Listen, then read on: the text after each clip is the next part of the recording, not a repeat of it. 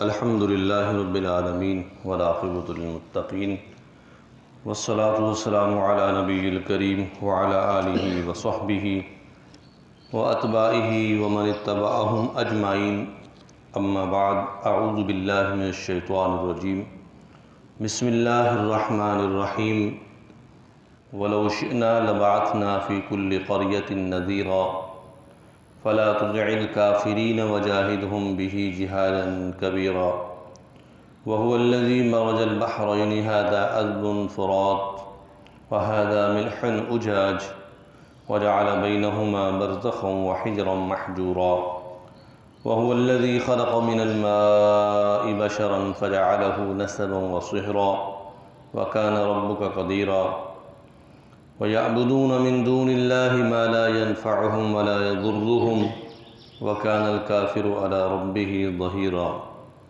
صدق اللہ العلی العظیم۔ اور اگر ہم چاہتے تو ہر بستی میں بھیج دیتے کوئی نہ کوئی ڈرانے والا، پس اے نبی صلی اللہ علیہ وسلم، آپ کافروں کی بات نہ مانیے اور ان کے ساتھ پورے زور کے ساتھ مقابلہ کیجیے۔ اور وہی ذات ہے جس نے دو دریا ملے ہوئے بنائے ہیں، ان میں ایک میٹھے پانی کا ہے جو پیاس بجھاتا ہے، اور ان میں ایک کھارے پانی ترش کڑوا ہے، اور ان کے درمیان پردہ آڑ رکھی ہے۔ اور وہی ہے جس نے پیدا کیا بشر کو پانی سے، پھر اس کے لیے اس کے نسب کو بنایا اور اس کے سسرال کے رشتے کو بنایا، اور آپ کا رب سب کچھ کرنے کی طاقت رکھتا ہے۔ اور یہ کافر لوگ جس کو پوجتے ہیں اللہ کے سوا، وہ نہ تو نفع دے سکتے ہیں نہ نقصان سے بچا سکتے ہیں، اور کافر اپنے رب سے پیٹھ پھیر کر انکار کرنے والے ہیں۔ سورہ فرقان کی آیت نمبر 51 سے آیت نمبر 55 تک کی ان آیات مبارکہ میں اللہ تعالیٰ نے سابقہ مضمون کی طرح یہاں بھی اپنی قدرت کی چند نشانیوں کا ذکر کر کے کافروں کو یہ باور کرایا کہ تم اللہ کی ذات کا انکار کرتے ہو۔ دیکھو، اللہ کی ذات موجود ہے، اس کی سب سے بڑی دلیل اس کی یہ نظام عالم ہے کہ اس نے اس دنیا ما فیہا کے اندر تمہاری آنکھوں کے سامنے بڑی بڑی قدرت کی مثالیں اور بڑی بڑی نشانیاں اور بڑی بڑی چیزیں دکھائی ہیں۔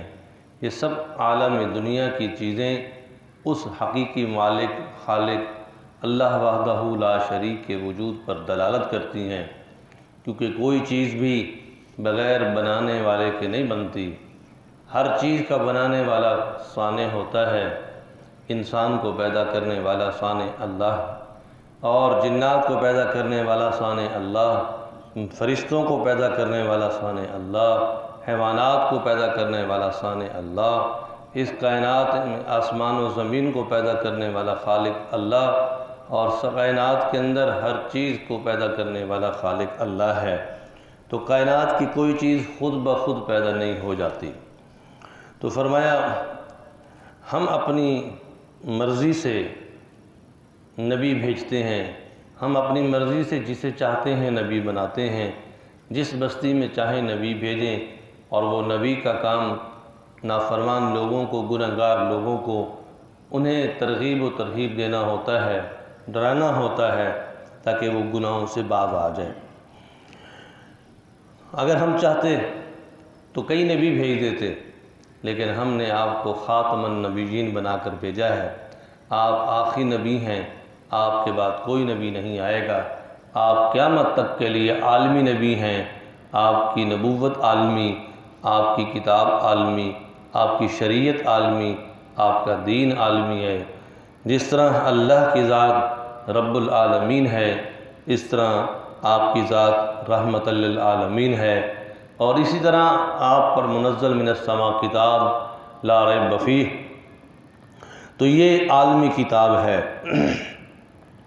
ہم نے آپ کو خاتم النبیین بنا کر بھیجا، تو آپ قیامت تک کے تمام انسانوں کو ڈرانے والے، تمام مخلوقات کے نبی ہیں۔ اب آپ کے بعد کوئی نبی نہیں آئے گا۔ ہاں، یہی کام جو آپ کے ذمے لگایا وہ آپ کی امت کرے گی، امت کے صلحاء، امت کے علماء، امت کا اہل علم کا طبقہ، خواص اور عوام یہ کام آپ کی نیابت میں دعوت کا، کلمے کے اعلاء کا، اور قرآن کی تبلیغ کا، اور سنت کی احیاء کا آپ کی امت کرے گی۔ فلا تطع الکافرین، اور پھر آپ صلی اللہ علیہ وسلم کی کوشش ہوتی تھی، آپ ہر وقت اس فکر اور جد و جہد میں رہتے تھے کہ یہ لوگ مسلمان ہو جائیں۔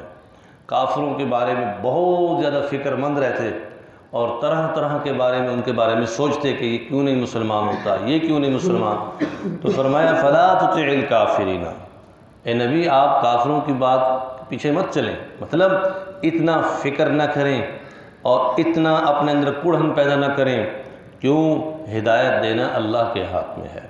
انسان کا کام ہے بھلائی سوچنا، کسی کے لیے بھلائی کرنا۔ اب آگے وہ مخاطب، وہ مدعا اس بھلائی کو قبول کرے یا نہ کرے، یہ تمہارے ذمہ ہے۔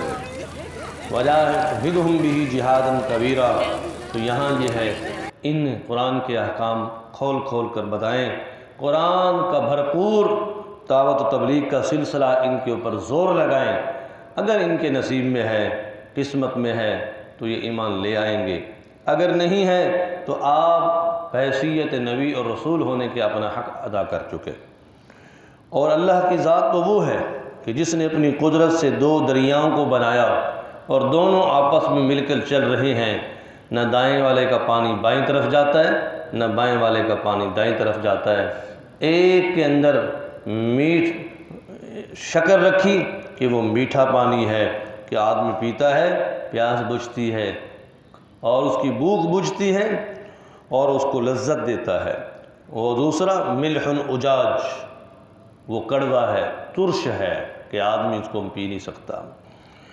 تو حضرات مفسرین نے لکھا ہے بحر محیط، یہ جو سمندر ہے یہ نمکینیات اور اس کے اندر کڑوا پن اللہ نے رکھا، اس لیے کہ پوری دنیا کے اندر سے جو استعمال شدہ پانی ہے وہ سارا کا سارا اس بحر محیط میں گرتا ہے۔ اور بحر محیط کے اندر کڑوا پن اور نمکینیات اس لیے رکھی کہ جو چیز اس کے اندر جاتی ہے وہ اسے مٹی کر دیتا ہے، بسم کر دیتا ہے، ختم کر دیتا ہے۔ اور اگر اسے میٹھا رکھا جاتا تو میٹھے پانی میں یا میٹھی چیز میں یہ خاصیت ہے کہ وہ تھوڑی دیر کے بعد اپنے اندر بدبو پیدا کر دیتی ہے، اس کے اندر بدبو پیدا ہوتی ہے، اس کے اندر تعفن پیدا ہوتا ہے، وہ بدبو ہونے کے بعد ماحول کو خراب کرتا ہے۔ اگر یہ میٹھا ہوتا اور اس کے اندر دنیا ما فیہا کا مستعمل بھی پانی جو ہے وہ گرتا، اور چیزیں گرتی، انسان مرے ہوئے گرتے، جانور مرے ہوئے گرتے، اور باہری مخلوق مری ہوئی گرتی، تو وہ ایک ایسا تعفن ماحول بنتا کہ انسانوں کا جینا مشکل ہو جاتا۔ اس لیے اللہ تعالیٰ نے الگ الگ نظام رکھا ہے، اور اس نظام کو اپنے کنٹرول میں رکھا ہے، اپنے قبضہ قدرت میں رکھا ہے۔ تو اس کی نشانیوں میں سے بڑی قدرت کی نشانی کہ دو سمندر برابر کے چل رہے ہیں، ایک کا پانی میٹھا ہے اور ایک قطرہ بھی وہ نمکین سمندر کی طرف نہیں جاتا، اور ساتھ ہی نمکین چل رہا ہے اس کا ایک قطرہ بھی میٹھے پانی کے اندر محلول نہیں ہوتا ہے۔ وَجَعَلَ بَيْنَهُمَا بَرْزَخًا، ایسے ہے جیسے کہ ان دونوں کے درمیان ایک دیوار کھڑی کر دی گئی ہے کہ ادھر کا پانی ادھر نہیں جاتا، ادھر کا پانی ادھر نہیں جاتا۔ تو فرمایا وَحِجْرًا مَحْجُورًا، تو اللہ تعالیٰ نے پردے کھڑے کر دیے ہیں۔ وَهُوَ الَّذِي خَلَقَ مِنَ الْمَاءِ، اور اللہ تعالیٰ نے اپنی قدرت سے انسان تجھے پیدا کیا، بشر کو پیدا کیا، انسان کو پیدا کیا، اور انسان کو پیدا کرنے کے بعد پھر انسان کو عزت سے نوازا، جہاں اور عزت شان شوقت انسان کو عطا فرمائی، وہاں نسباً و صہرا دو خاص رشتے بھی عطا فرمائے۔ ایک نسب کا رشتہ ماں باپ کی طرف سے ہے کہ یہ داد کا خاندان کا رشتہ دار ہے، یہ نان کے خاندان کا رشتہ دار ہے۔ باپ کی طرف سے نسب بھی دیا اور ماں کی طرف سے نسب بھی دیا۔ بعض دفعہ باپ کا نسب اعلیٰ ہوتا ہے، بعض دفعہ ماں کی طرف سے نسب اعلیٰ ہوتا ہے، جیسا کہ حدیث پاک میں ہے حضور صلی اللہ علیہ وسلم کے دونوں نسب اعلیٰ ہیں، باپ کی طرف سے بھی اعلیٰ نسب گھرانے میں سے ہیں اور ماں کی طرف سے بھی اعلیٰ نسب گھرانے میں سے ہیں۔ تو یہ انسان کے لیے ایک ممتازی عزت کہ اس کا نسب باپ کی طرف سے بھی اعلیٰ ہو اور اس کا نسب ماں کی طرف سے بھی اعلیٰ ہو۔ آپ صلی اللہ علیہ وسلم نے فرمایا میں فخر نہیں کرتا، میں تکبر نہیں کرتا، لیکن میرے رب نے مجھے دونوں نسبوں میں اعلیٰ رکھا ہے۔ دنیا میں انسان نسب کی وجہ سے فخر کرتا ہے، تقابل کرتا ہے، پھولتا ہے، عزت میں آگے بڑھنے کی کوشش کرتا ہے، لوگوں کے سامنے شہرت کرتا ہے کہ دیکھو جی میں فلاں فلاں فلاں، میرا باپ بھی عالم، میرا دادا بھی عالم، فلاں بھی عالم، تو وہ ایک اپنے نسب کی طرف لے چلتا ہے کہ ہمارا نسب اعلیٰ چلتا ہے، فلاں سے ملتا ہے، فلاں سے ملتا ہے۔ وَقَانَ رَبُّكَ قَدِيرًا، اور فرمایا کہ تیرا رب قدرت رکھنے والا ہے۔ ہر چیز کی قدرت اللہ کے ہاتھ میں، ہر چیز کی قدرت، ہر چیز پر کنٹرول، ہر چیز پر ملکیت، ہر چیز پر حاکمیت، ہر چیز پر بادشاہت، اور ہر چیز کے نظام کو چلانے، روکنے، زیادہ اور کم کرنے کا نظام اللہ کے ہاتھ میں ہے۔ وَيَعْبُدُونَ مِن دُونِ اللَّهِ، اور یہ کافر لوگ اللہ کے سوا جن بتوں کو پوجتے ہیں، جنہیں خدا مانتے ہیں، جن کو اپنا کارساز مشکل کشا مان رہے ہیں، ایسی بھدی عقل کے لوگ ما لا ينفعهم ولا يضرهم، بھلا پتھر کیا نفع نقصان دے سکتا ہے؟ پتھر کے خدا بنائے ہوئے کیا نفع دے سکتے ہیں اور کیا تمہیں نقصان سے بچا سکتے ہیں؟ حدیث پاک میں ہے حضرت امیر المؤمنین عمر بن الخطاب رضی اللہ تعالیٰ بیت اللہ کا طواف کیا اور پھر حجر اسود کے سامنے بوسے کے لیے آپ تشریف لائے۔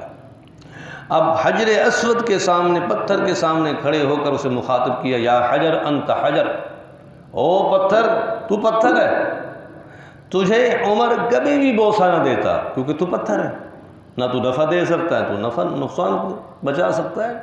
اے پتھر تو پتھر ہے، تجھے آج عمر اگر بوسہ دے رہا ہے، چوم رہا ہے، تو اس وجہ سے کہ یہاں میرے رسول کے ہونٹ لگے ہیں، میرے نبی نے بوسہ دیا ہے، میں اپنے نبی کی سنت سمجھ کر، نبی کا دین سمجھ کے، نبی کی اس پیارے عمل کو سمجھ کے تجھے بوسہ دے رہا ہوں، وغیرہ تو پتھر ہے۔ تو یہ اشارہ اس بات کی طرف کہ پتھر کی بنائی ہوئی کوئی مورتی بھی وہ تو ایک بے جان ہے، وہ خدا کیسے بن سکتی ہے؟ جانور کو پوجنا، سورج کو پوجنا، قرآن مجید میں ہے کہ جس وقت ہدہد غیب تھا اور سلیمان علیہ السلام نے تلاشی لی، تحقیقات کی، واپس لوٹا، اس نے آ کر بتایا بِنَبَإٍ یقین، آپ میری خبر کا یقین کریں، میں ایک ایسے ملک سے آ رہا ہوں جہاں عورت بادشاہ ہے، عورت حکمرانی کرتی ہے، اور اس کی رعایا، اور وہ عورت سورج کی، یسجدون للشمس، وہ سورج کی پوجا کرتے ہیں، وہ سورج کو خدا مانتے ہیں، سورج کو سجدہ کرتے ہیں۔ اب سورج خدا ہے؟ نہیں، اس لیے 3 اوقات شریعت میں ایسے رکھے جس میں سجدہ کرنا جائز نہیں، طلوع شمس، زوال شمس اور غروب شمس، یہ 3 اوقات ان میں سجدہ کرنے کی اجازت کیوں نہیں؟ کہ ان تینوں اوقات میں شیطان سورج کے سامنے عبادت کے لیے جھکتا ہے، اور ایک قوم ہے جس سے قرآن میں ذکر آ رہا ہے من سبع یقین، تو خیر اس وقت تو اس قوم نے توبہ کی، معافی مانگی، اور وہ سبع جو ہے وہ ایمان لے آئی سلیمان علیہ السلام پر۔ تو سورج ہو، چاند ہو، جانور ہو، درخت ہو، پتھر ہو، مورتی ہو، دیوتی ہو، کالی دیوی ہو، کوئی بھی ہو، تو وہ خدا نہیں بن سکتی ہے۔ ایک مسلمان سچے پکے ایمان والے آدمی کا جو ایمان ہے، موحد کا ایمان ہے، توحیدی ہے، تو اس کے ایمان میں یہی ہے اللہ وحدہ لا شریک ہے۔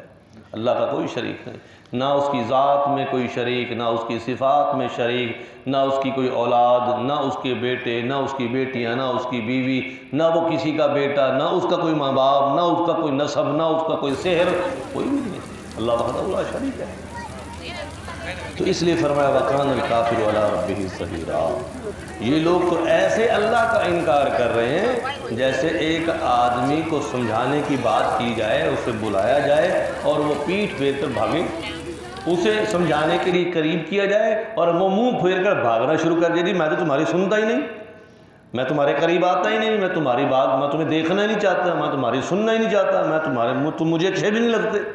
تو اللہ تعالیٰ فرماتے ہیں وَكَانَ الْكَافِرُ عَلَىٰ رَبِّهِ ظَهِيرًا۔ ان کافروں کا حال بھی یہ ہے، اللہ انہیں سمجھا رہے ہیں نشانیاں دکھا کر، اور یہ پیٹھ پھیر کر بھاگ رہے ہیں کہ ہم جو کر رہے ہیں وہ ٹھیک ہے، ہمیں جس چیز سے روکا جا رہا ہے ہمیں نہ روکا جائے، ہم جو کر رہے ہیں وہ ٹھیک ہے۔ اللہ تعالیٰ ہمیں قرآن کی سمجھ نصیب فرمائے، آمین۔